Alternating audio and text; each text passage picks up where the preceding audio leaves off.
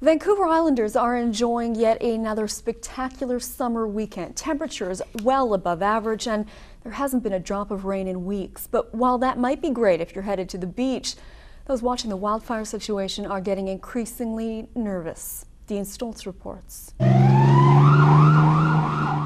Fire departments across Vancouver Island and all of southern BC are on high alert this weekend as conditions for wildfires continue to increase. It's extremely dry out there now. We just ask if anybody sees any smoke, please call us. That's what happened Friday night when flames tore through this grassy area behind the Nanaimo Ice Center. I guess our crews got on it fairly quickly and kept the area down to fairly small. Fire crews contained the flames, but not before gusting winds helped it scorch a third of a hectare. Would that have added to any concerns on arrival? It was evidently, talking to the captain that handled the fire last night, it was fairly windy, and again it was windy this morning. And that's why they were called out again this morning to douse several hot spots.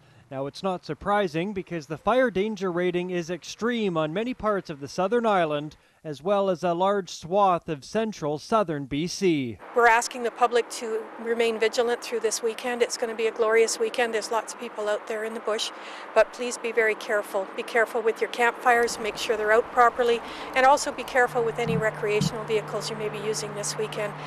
Things like ATVs, if they're parked on top of tall grass or some kind of debris, could catch a fire then too. Forests and any unwatered grassy areas are bone dry. Most communities are under some sort of burning ban, but so far campfires at BC parks are still allowed. Earlier this week, the hot, dry weather shut down some logging operations on the island, and there's really no relief in the forecast. We don't see a season-ending type of precipitation event in our real foreseeable future. Our weather forecaster is saying this is going to continue for at least a couple more weeks, and he's not sure at that point whether it'll break. Which means fires like this one, which was likely person-caused, continues to be a real danger. Fortunately, the number of fires this year is still well below average.